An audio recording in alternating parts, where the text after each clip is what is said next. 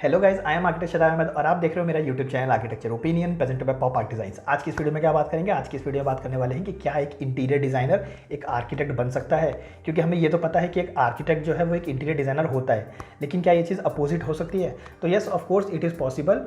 और इस चीज़ को बताने से पहले मैं ये बता दूँ कि एक्चुअली में इसकी अवेयरनेस जो है वो मार्केट में थोड़ी कम है, टीचरों को भी थोड़ा सा कम पता है, इसलिए वो स्टूडेंट्स को भी ज़्यादा नॉलेज इसके बारे में नहीं दे पाते हैं। लेकिन यहाँ पर मैं आपको विद सोर्स बताऊँगा कहाँ से आप अप्लाई कर सकते हैं, कैसे सारी चीज़ों को करेंगे, कंप्लीट प्रोसीजर बताऊंगा और ऑथेंटिकेशन के साथ बताऊंगा। ऐसा नहीं है कि खुद के मन से बोलूंगा, कोई भी चीज़, सारी चीज़ें जो है वो ऑथेंटिकेशन के साथ होंगी, विद सोर्स बताऊंगा। तो यहाँ पे काफ़ी इंटरेस्टिंग होने वाली है ये वीडियो। और वीडियो के लास्ट में मैं आपको ये भी बताऊंगा कि इंटीरियर डिज़ाइनर, किस इंटीरियर डिज़ाइनर को एक आर्किटेक्ट का लाइसेंस लेना चाहिए।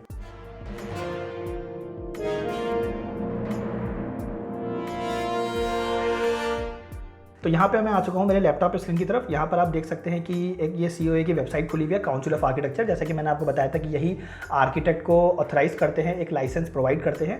तो काउंसिल ऑफ आर्किटेक्चर की आपको वेबसाइट पे आनी है। यहाँ पे आप वेबसाइट का नाम देख सकते हैं, URL देख सकते हैं, coa.gov.in। यहाँ पे आप आइए, यहाँ पर आपको दिखेगा ऑनलाइन सर्विसेज। जब आप इस ऑनलाइन सर्विसेज पे क्लिक करेंगे, ऑनलाइन सर्विसेज पे, तो आपको ये टैब खुल के आ जाएगा। उसके बाद आपको ऑनलाइन सर्विस में क्लिक क्या करना है, आपको करना है रजिस्ट्रेशन इंस्ट्रक्शन। मतलब पहले ये तो पता कर लें कि क्या ये COA जो है वो किन किन लोगों को आर्किटेक्ट का लाइसेंस देता है, पहले वो चीज़ पता कर लेते हैं। उसके बाद फिर पता करेंगे कि किस तरीके से हमें अप्लाई करना है, ठीक है। तो रजिस्ट्रेशन इंस्ट्रक्शन पे जैसे ही आप क्लिक करेंगे, आपके सामने एक PDF खुल के आ जाएगा और ये आपको एक डॉक्यूमेंट बता देगा कि क्या क्या चीज़ें आपको अप्लाई करनी है। जैसे कि आप यहाँ पर देख सकते हैं, कलर प्रिंट आउट, अपनी फ़ोटो देना है, डेट ऑफ बर्थ आपको अटैच करके देनी है, वो सारी चीज़ें। मतलब एक स्टूडेंट को जो है वो ये सारी चीज़ें देनी पड़ती है, उसके बाद ही उसको एक आर्किटेक्ट का लाइसेंस मिलता है। तो वो है, लेकिन यहाँ पर हमारा जो मेन है वो है 4th नंबर पे। 4th नंबर पे आप यहाँ पर देखेंगे एक सेल्फ अटेस्टेड कॉपी चाहिए होती है, किसकी? एक क्वालिफिकेशंस की, ठीक है। कौन सी क्वालिफिकेशंस है वो देख लेते हैं। तो यहाँ पर हो जाता है सबसे पहले 5 ईयर का BArch डिग्री। तो ये तो हर कोई जानता है, तो कॉमन है कि BArch डिग्री करने के बाद हमें एक आर्किटेक्ट का लाइसेंस मिलता है। लेकिन उसके बाद कुछ है यहाँ पर 5 year of diploma in architecture. तो ये भी आप कर सकते हैं डायरेक्ट डिप्लोमा इन आर्किटेक्चर, लेकिन हमें इससे मतलब नहीं है। हमें जो मेनली मतलब है वो है यहाँ पर, और मेंबरशिप ऑफ IIA।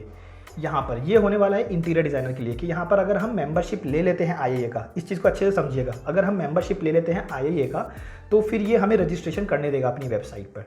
अब यहाँ पर एक और चीज़ देख लेते हैं, वो ये कि आपको COA की वेबसाइट पर दोबारा आना है और यहाँ पर देखना है रजिस्ट्रेशन स्टैटिस्टिक्स, ताकि ये तो पता चल सके कि हाँ किस किस तरीके से लोग रजिस्ट्रेशन करते हैं।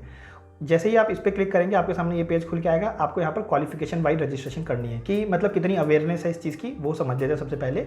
जैसे ही आप उस पर क्लिक करेंगे, आपके सामने एक नया टैब खुल के आएगा और यहाँ पर आप देख सकते हैं कि BArch वाले जो है कितने लोग अपने आप को रजिस्टर करते हैं as an architect. Of course ज़्यादा नॉलेज इसी की है लोगों को। उसके बाद आप यहाँ पर देख सकते हैं कितनी कम अवेयरनेस है मेंबरशिप ऑफ IIA, कितने कम ही लोग मेंबरशिप ऑफ IIA को लेके, मतलब उनका सर्टिफिकेशन लेके उसके बाद ही यहाँ पर रजिस्ट्रेशन करते हैं। तो इसका मतलब ये चीज़ पॉसिबल है, सबसे पहली बात, क्योंकि ये COA की वेबसाइट पे दे रखा है कंप्लीट प्रोसीजर। अब बात करते हैं कि भाई IIA को क्या क्या चीज़ें चाहिए होंगी, हमें कैसे मिलेगा, एक IIA का सर्टिफिकेट कैसे मिलने वाला है, ताकि हम यहाँ पर आके रजिस्ट्रेशन कर सकें और एक आर्किटेक्ट का लाइसेंस ले पाएँ। तो जैसे ही आप IIA की वेबसाइट खोलेंगे, IIA का फुल फॉर्म जो है वो है इंडियन इंस्टीट्यूट ऑफ आर्किटेक्ट। तो यहाँ पर आप उनकी वेबसाइट खोलेंगे, उसके अंदर आपको एग्जाम्स के अंदर आना है। एग्जाम्स के अंदर जैसे ही आप क्लिक करेंगे, आपको यहाँ पर कुछ recognisation, eligibility criteria, educational qualification, ये सारी चीज़ें दिखने वाली है।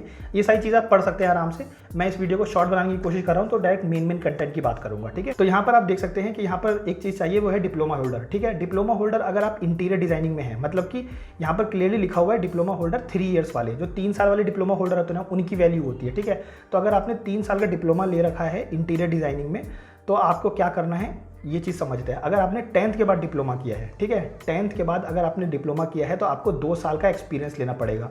किस में एक्सपीरियंस लेना है? आपको कुछ नहीं करना है। मान लीजिए कि आपने 10th के बाद डिप्लोमा इन इंटीरियर डिज़ाइनिंग कर लिया 3 साल का, उसके बाद आपको क्या करना है, आपको जाना है एक आर्किटेक्चर फर्म के अंदर, ठीक है, और उनसे आपको 2 साल का एक्सपीरियंस लेना है। मतलब कि आपको 2 साल तक जॉब करना है, 2 साल का जॉब करेंगे, वहाँ से आपको एक्सपीरियंस मिल जाएगा। लेकिन यहाँ पर एक और पॉइंट है, अगर आप यहाँ पर देखेंगे, यहाँ पे स्टार बना हुआ है, अगर इस स्टार को समझेंगे तो यहाँ पर इस स्टार का मतलब बता रखा है। वो ये बता रखा है इस स्टार का मतलब कि आपको उस आर्किटेक्ट के अंदर, उस आर्किटेक्चर फर्म के अंदर काम करना है जिसका जो मेन आर्किटेक्ट है वो IIA का मेंबर होना चाहिए। मतलब इसका मेंबर वो पहले से होना चाहिए। वो भी हम समझेंगे कि वो आपको कैसे मिलने वाला है, वो सारी चीज़ें समझेंगे, ठीक है। लेकिन आपको इस बात का ज़रूर से ध्यान रखना है कि आप जिस भी जगह जॉब कर रहे हैं वहाँ पर उसका जो आर्किटेक्ट है वो IIA का मेंबर होना चाहिए। उसके अंदर आपको 2 साल जॉब करनी है अगर आपने 10th के बाद डिप्लोमा किया है।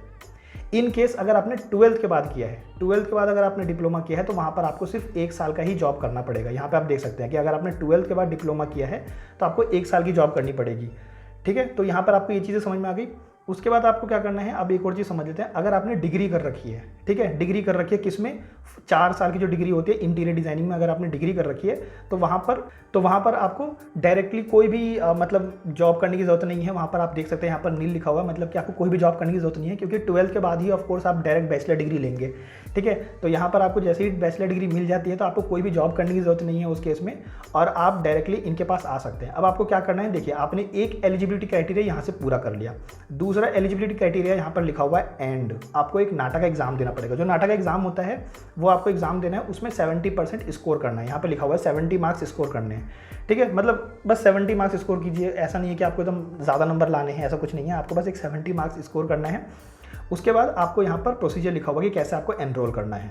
अब एनरोल करने का तरीका समझ लेते हैं। देखिए एनरोल करने में क्या है, बहुत सिंपल सा है कि आपको अपनी सारी क्वालिफिकेशन जो भी यहाँ पर लिखी हुई है वो आप पढ़ सकते हैं। ठीक है, एजुकेशन क्वालिफिकेशन, वर्क एक्सपीरियंस, ये सारी चीज़ें जो है आपको विद डीडी, मतलब कि 5000 रुपीज़ का यहाँ पर लिखा हुआ है, 5000 रुपीज़ का आपको एक डीडी बना के सारे डॉक्यूमेंट्स के साथ आपको IIA के नाम पर, पेएबल एट IIA, ठीक है, जो कि मुंबई में है, वहाँ पर आपको सेंड करना होगा। जो एड्रेस है वो यहाँ पर दिया हुआ है, आप देख सकते हैं यहाँ पर एड्रेस दिया हुआ है। तो इस एड्रेस पे आपको 5000 रुपीज़ के साथ सारी डॉक्यूमेंटेशन, मतलब कि जो आपकी डिप्लोमा या बैचलर की जो डिग्री है वो, प्लस आपको जो वर्क एक्सपीरियंस लेना था वो दोनों चीज़ें आपको, और 5000 रुपीज़ के साथ आपको इस एड्रेस पे सेंड करना है।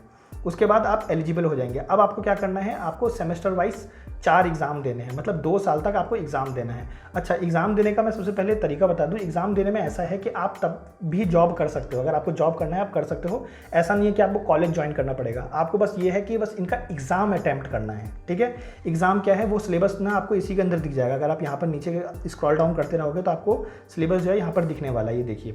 ठीक है, और ये सारे फॉर्म्स हैं जो कि आपको फिलअप करने पड़ेंगे। ये सारी चीज़ें आप यहाँ पर आगे समझ सकते हैं, इसको मैं ज़्यादा डिटेल में नहीं बता रहा हूँ। ठीक है, बट मैं हाँ ये बता रहा हूँ कि इसकी अवेयरनेस आपको होनी चाहिए कि इंटीरियर डिज़ाइनर बनने के बाद आप एक आर्किटेक्ट बन सकते हैं।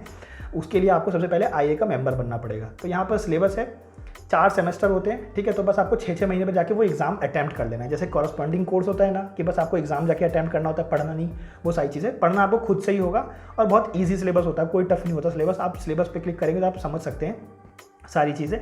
ठीक है, तो ये सारे तरीका है, मेथड है कंप्लीट। उसके बाद अब आपको मैं बता दूं कि इसमें मेरा कोई पर्सनल एक्सपीरियंस नहीं रहा है। ऐसा नहीं है कि मैं इसके थ्रू आर्किटेक्ट बनाऊं, पर ये है कि मुझे इसकी अवेयरनेस थी, मेरे को मेरे टाइम पर इसकी अवेयरनेस पता थी, मुझे पता था कि ऐसे भी आर्किटेक्ट बनते हैं। तो यहाँ पर अगर आपको कुछ भी एक्स्ट्रा नॉलेज चाहिए तो बेटर रहेगा कि आप इनके एग्जामिनेशन डिपार्टमेंट पे जो है वो या तो मेल कीजिए या फिर कॉल करके पूछ सकते हैं। अगर आपको कोई भी क्वेरी है तो आप इनसे पूछिए, ज़्यादा बेटर रहेगा। जैसे कि आपको आर्किटेक्ट कहाँ से मिलने वाले हैं जो कि इनसे एफिलिएट हो, मतलब कि इनसे वो पहले से ही लिंक हो, इनके मेंबर हो, वो आर्किटेक्ट कहाँ मिलने वाले हैं, तभी तो आप उनके अंडर जॉब करेंगे ना। तो वो सारी चीज़ें आप इनसे पूछ सकते हैं। मेल कीजिए, रिस्पेक्ट कीजिए, गुड मॉर्निंग गुड इवनिंग पहले ग्रीट कीजिए, उसके बाद एक अच्छे सिस्टम में एक मेल कीजिए, तो ये आपको रिवर्ट बैक ज़रूर से करेंगे, उसमें कोई इशू नहीं होता। वैसे भी ऑफिशियल अथॉरिटी जो होती है वो आपको मेल करती है। ठीक है, तो आई होप कि आपको इसकी अंडरस्टैंडिंग काफ़ी बढ़ गई होगी। अब बात करते हैं कि ये आर्किटेक्ट की डिग्री किसको लेनी चाहिए। देखिए यहाँ पे मैं आपको बता दूं कि मेरी रिकमेंडेशन क्या है। देखिए आपका जो कोर इंटरेस्ट था वो इंटीरियर डिजाइनिंग में था, ठीक है। अब मान लीजिए कि अगर आपने इंटीरियर डिजाइनिंग में अपना एक फॉर्म खोल लिया, या तो आपने डिप्लोमा करके फॉर्म खोला है, या आपने 12th के बाद आपने बैचलर किया, उसके बाद आपने अपना एक फॉर्म खोला है, ठीक है। तो फॉर्म खोलने के बाद आपके पास मान लीजिए 10 क्लाइंट आ रहे हैं, 10 में से 5 क्लाइंट जो है वो इंटीरियर डिजाइनिंग को लेके आते हैं, ठीक है, इंटीरियर डिजाइनिंग की सर्विस चाहिए, और 5 जो क्लाइंट हैं वो आपके आर्किटेक्चर सर्विस को लेके आते हैं कि भाई आप हमारा घर का मतलब कि नक्शा बना दो या पूरा घर ही डिज़ाइन कर दो, वो सारी चीज़ें, ठीक है। तो यहाँ पर आप ये कर सकते हो कि अगर आपको लगता है कि आपके क्लाइंट आपसे वापस जा रहे हैं आर्किटेक्चर सर्विस वाले, जो आर्किटेक्चर सर्विस लेना चाहते हैं, ठीक है, मान लीजिए आपका एक अच्छा खासा नाम हो गया और लोग आपसे आर्किटेक्चर सर्विस भी लेना चाह रहे हैं, तब आप यहाँ पर इनका ये सर्टिफिकेट अप्लाई कर सकते हैं। इनका आप जब अप्लाई करेंगे, IA का अप्लाई करेंगे, उसके बाद आप एक COA के पास जाके उनको रजिस्ट्रेशन अपनी करवा सकते हैं और आर्किटेक्ट का लाइसेंस ले सकते हैं। अननेसेसरी लाइसेंस मत लीजिए। ऐसा नहीं है कि आपने 3 साल का डिप्लोमा कर लिया उसके बाद आपको आर्किटेक्ट भी बनना है।